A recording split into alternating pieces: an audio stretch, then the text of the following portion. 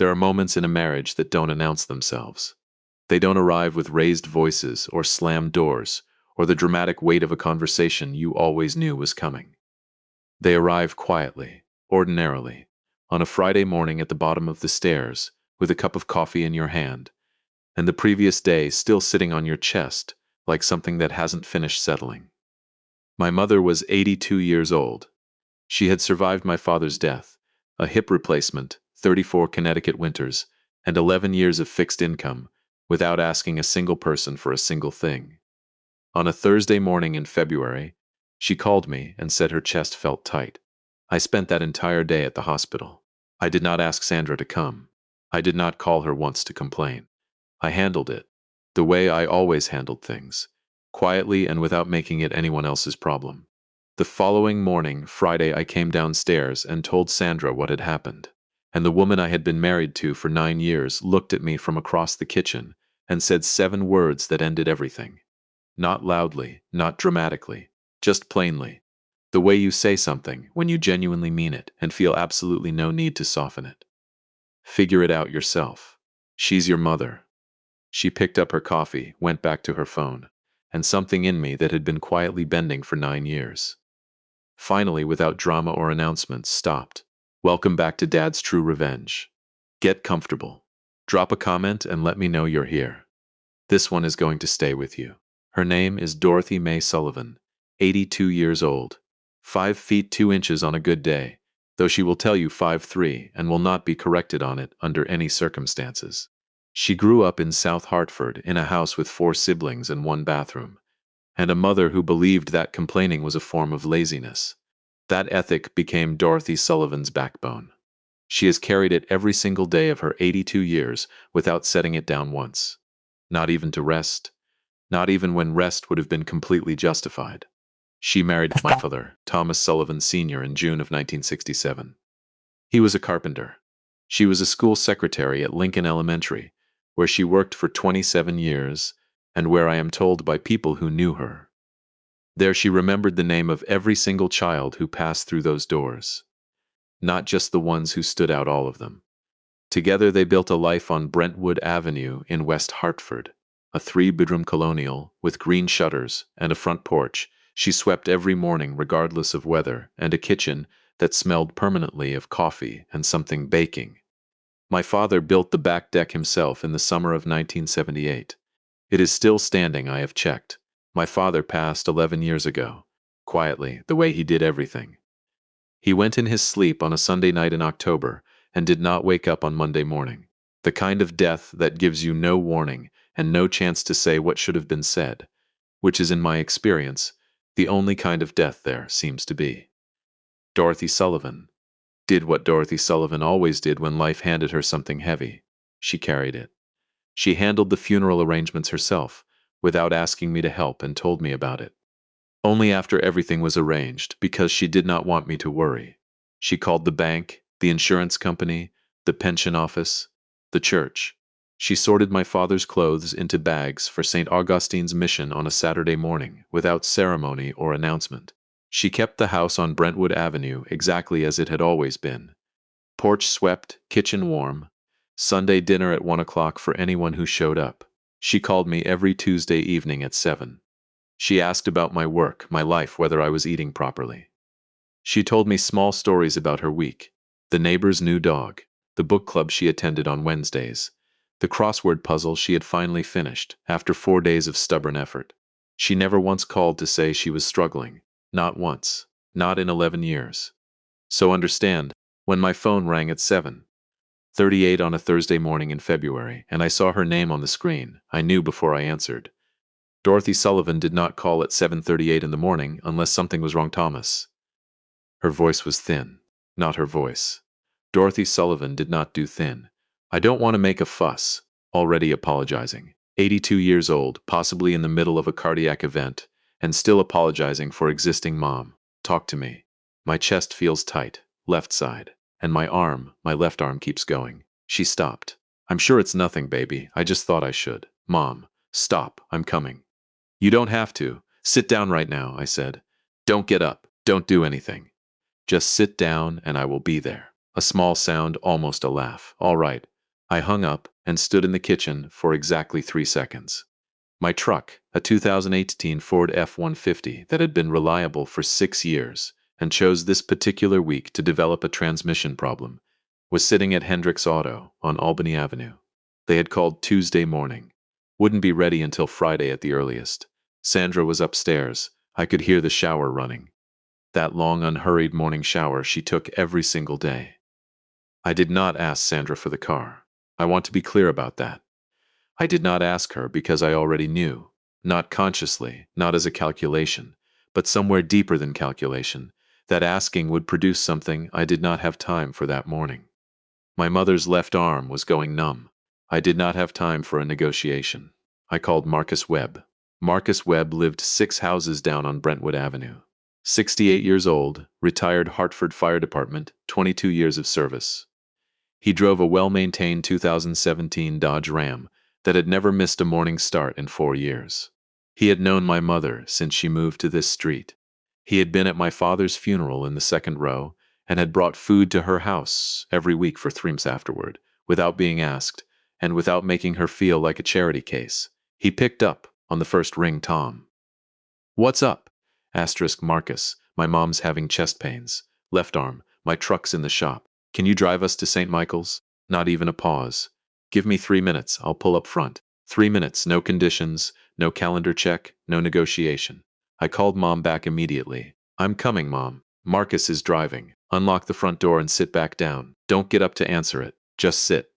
"Thomas, you really don't need to." "Mom," a pause. "All right, baby." Marcus pulled up in 2 minutes and 53 seconds. I counted from the window. He had the engine running to warm the cab, because that was the kind of detail Marcus Webb paid attention to without being asked. We drove to Brentwood Avenue in 4 minutes. Mom was sitting in her armchair by the front door, exactly as instructed, blue cardigan buttoned all the way up, purse in her lap, prepared for the occasion of being sick because that was Dorothy Sullivan. Even in distress, she brought her dignity with her. She looked up when I walked in. "You didn't have to." "Mom," I helped her up gently, took her arm. "We're going." She stood slowly and carefully, and then took my arm with both her small hands and held on with a grip that was stronger than I expected. That grip told me, without words, exactly how frightened she actually was, underneath all that composure. She had been sitting there alone, frightened, not wanting to make a fuss. Marcus drove steadily, both hands on the wheel, radio off. Mom sat in the back with me, her hands folded in her lap, looking out the window at the February morning. She pointed out that the Kowalski house on the corner had finally repainted their shutters. She mentioned that the oak tree at the end of Briarwood had been taken down last week, and she thought that was a shame. She was doing what Dorothy Sullivan did when she was afraid.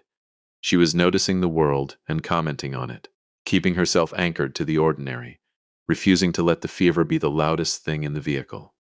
I held her hand and let her talk. We pulled into St. Michael's at 8:31 in the morning. The ER nurse's name was Carolyn. Efficient and warm in equal measure, the kind of person who has learned to provide genuine comfort without performing it. She had Mom in a room within 6 minutes of our arrival. The doctor on call was Dr. Anita Reyes. Calm hands, deliberate voice, the kind of physician who does not rush and does not minimize. She came to find me in the waiting room at 9:14, Mr. Sullivan, your mother has had what we call a mild cardiac event, not a full heart attack. I want to be very clear about that. But her heart was sending warning signals, and her body was listening, which is why she called you. We want to keep her for observation, run additional tests, adjust her medication. She paused. She is stable, she is alert. She is also asking whether the television in her room gets the channel that shows old game show reruns. I laughed. The kind that comes from somewhere deeper than humor. That's her, I said. I went in to see her at 9:30. She was propped against pillows, IV in her arm, monitor attached, looking at the television with the expression of someone who had assessed the situation and found it manageable. She looked up when I walked in. "Game show reruns," she announced. "Channel works fine." I sat in the chair beside her bed. She reached over and touched my face with her palm, small and warm, the hand that had packed my lunch and buttoned my coat and held mine in the back seat of Marcus's truck 45 minutes ago. You came, she said simply. 2 words. 82 years of love compressed into 2 words. Mom, I said. My voice came out rough. I will always come. She patted my cheek twice, withdrew her hand, looked back at the television. Wheel of Fortune, she announced. I have always been good at this. She was. She solved 4 puzzles before I solved 1. I sat in that waiting room and beside her bed for 4 hours and 20 minutes. Marcus waited in the parking lot the entire time. I texted him twice to tell him he could leave. He texted back the same word both times. Here Sandra did not text once. Not in 4 hours and 20 minutes. Not, are you okay? Not, how is she? Not, do you need anything? Nothing. I noticed this the way you notice a specific absence, not with surprise, but with the quiet accumulating weight of something being confirmed. At 1:47 in the afternoon, Mom muted the television and looked at me. Sandra didn't come, she said. Not a question. She didn't know, I said carefully. I didn't call her. Mom looked at me for a long moment. Something moved across her face. Why didn't you call her? She said. I looked at my hands. She nodded slowly. Like my silence was the answer she had expected and the answer she needed. I want to call Paul Henderson, she said. Paul Henderson. Attorney at law. 34 years in practice. He had drawn up Mom's will 7 years ago. Mom, you don't have to. Thomas Andrew Sullivan. Full name, all 3. I had not heard all 3 since I was 19. I closed my mouth. Do not, she said calmly. Finish that sentence. She called him at 2:15. He arrived at 3:58. Their conversation lasted 51 minutes. When Paul Henderson left, the document that Sandra had spent 9 years quietly assuming would include her name had been completely, permanently, and legally rewritten. The house on Brentwood Avenue. Thomas, the investment accounts. Thomas, my grandmother's jewelry. Thomas, my father's 1971 Chevelle in the garage. Thomas, $15,000 to Lincoln Elementary School Library Fund. Because Dorothy Sullivan believed the most important thing you could give a child was a book and the time to read it. Sandra's name appeared exactly 0 times. I drove home that evening, in Marcus's truck, in comfortable silence. The Hartford streets were dark and cold and honest. I did not tell Sandra anything that night. I went to bed on the left side and stared at the ceiling, and let everything sit exactly where it had landed. Friday morning, February. I woke up at 6:14 before the alarm. That is how you know something is sitting on your chest that sleep could not move. I lay there on the left side of the bed. Always the left. 11 years, and I still slept, like I was leaving room for someone who wanted to be there, and stared at the ceiling in the gray February light. Sandra was still asleep, breathing slow and even, completely unbothered. The woman could sleep through a verdict. I got up quietly, went downstairs, made coffee with the loud machine, did not feel bad about it, not even slightly. I sat at the kitchen table and watched the morning come through the window over the sink. I thought about Mom, about the way she had looked in that hospital bed, small against the pillow, blue cardigan folded neatly over the chair, eyes as clear and steady as they had ever been, about the way she had touched my face and said you came like she hadn't been completely sure I would. You came, 2 words, and they nearly undid me all over again, sitting at that kitchen table with my coffee going cold. She always came for me. Every single time. Without question, without condition, without keeping score. I was on my 2nd cup when I heard Sandra on the stairs. She came into the kitchen in her robe, glanced at me, then at the coffee machine, then back at me, poured herself a cup, leaned against the counter, the specific silence of a married morning that is waiting for something to be said. She brought it up first. You were late last night, she said. Everything okay? I looked at her. My mother had a cardiac event yesterday morning, I said. She blinked, set down her mug. Is she? She's stable, I said. Mild event. They kept her overnight. I was at St. Michael's from 8:30 in the morning until 6 in the evening. Silence. Thomas, why didn't you call me? I looked at my coffee cup. I needed the car yesterday morning, I said quietly. My truck was at Hendricks. I needed a ride. She was very still. I didn't ask you, I said.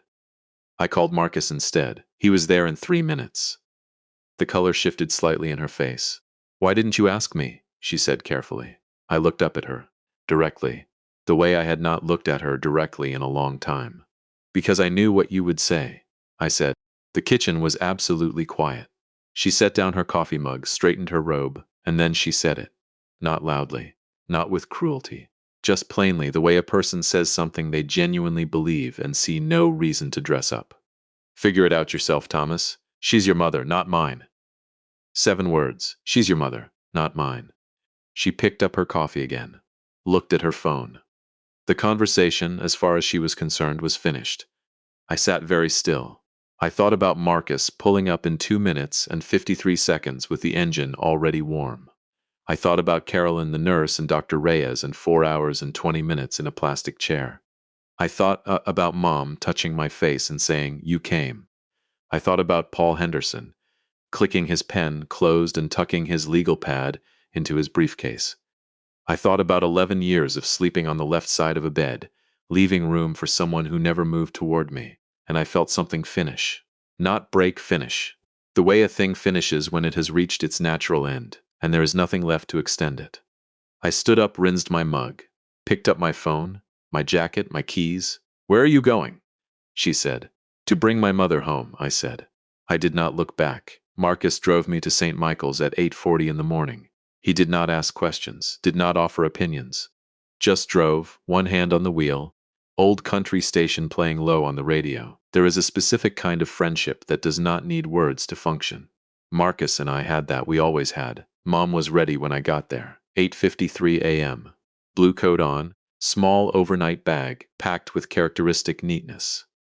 Beverly, the nurse, was walking beside her, and another nurse had the mandatory discharge wheelchair, which Mom had already argued about, and lost with characteristic grace. She stood up from the wheelchair the second she cleared the automatic doors. "I can walk to my son's truck," she announced, to no one in particular and everyone within earshot. "I had a cardiac event, not a personality removal." Beverly laughed. "The real kind." She took Mom's hand in both of hers and held it for a moment. "You take care of yourself, Mrs. Sullivan." "I always do, baby," Mom said. She squeezed Beverly's hand. "You're a good one. Don't let anybody tell you different." Beverly pressed her lips together like she was holding something back. Then she nodded and stepped away. Even leaving a hospital after a cardiac event, my mother left people better than she found them. I held the passenger door open. She climbed in slowly and carefully and independently, which mattered to her more than any instruction any doctor had given. I closed the door, walked around, got in. She looked at my phone sitting face up in the cup holder. Sandra's name on the screen. 4 missed calls already before 9 in the morning. Mom said nothing. Just put on her seatbelt and looked out the window, with the expression of a woman who had made a decision and was completely at peace with it. I got her home to Brentwood Avenue first. The white colonial with the green shutters sat quiet and familiar at the end of the block. The porch was swept clean. She had swept it Thursday morning before she called me, I realized, because that was Dorothy Sullivan. Even on the morning her heart sent distress signals, she had swept the porch first. I got her inside, made her tea.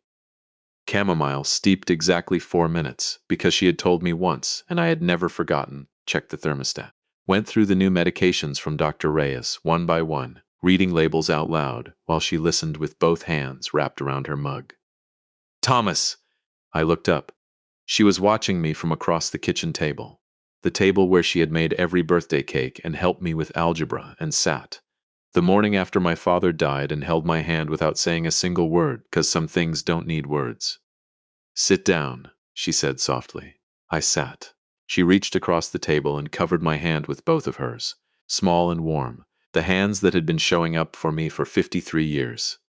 "What she said this morning," Mom said quietly. Not a question. I looked at her. "She said it," I said. "Figure it out yourself. She's your mother, not mine." Mom nodded slowly. She did not look angry. She did not look vindicated. She looked like a woman who had known something for a long time and had simply, today, had it confirmed.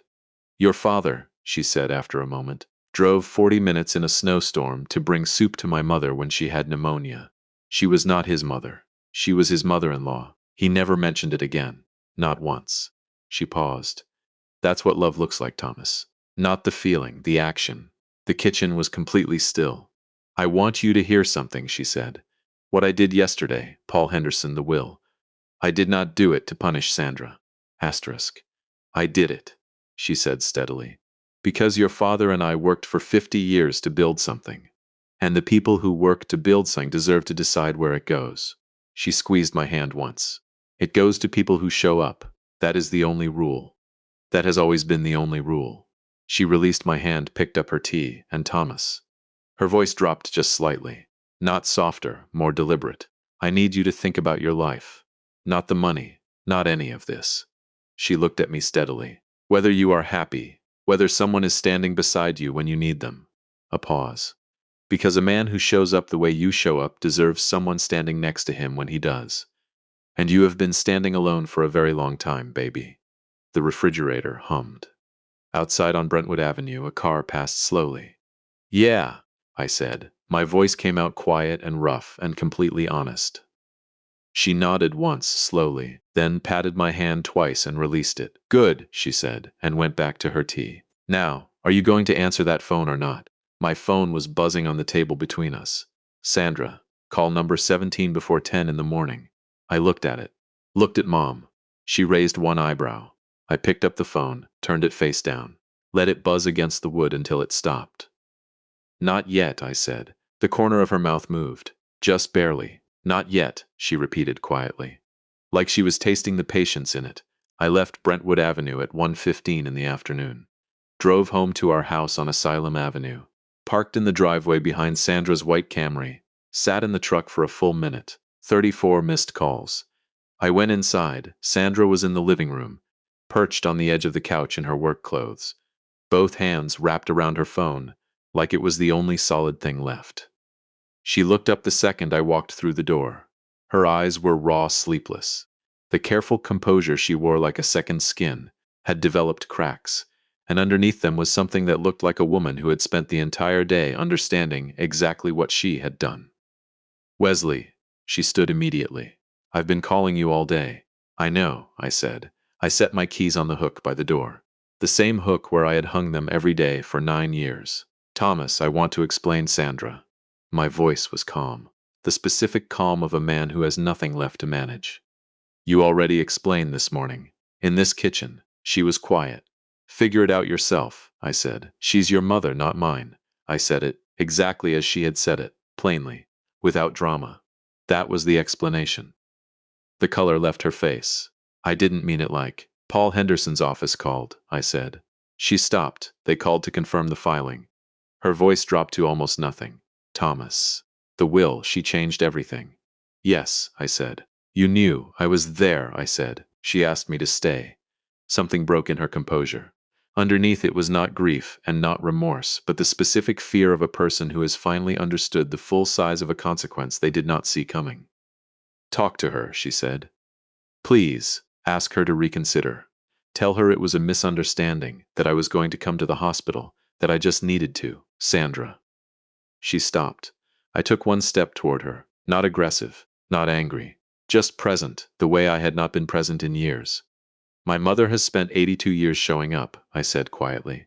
For my father, for me, for every single person she has ever loved, she has never once, not one single time, chosen herself over someone who needed her.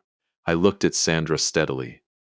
She made her decision, I said, the same way you made yours, clearly, deliberately, without asking anyone's permission. The living room was completely silent. Sandra looked at me, really looked, maybe for the first time in years, and I watched something move across her face. That was more than fear, the specific expression of a person who has finally understood, not just what they lost, but what they chose when they chose to lose it. Her phone buzzed in her hand. She looked down. My mother's name on the screen.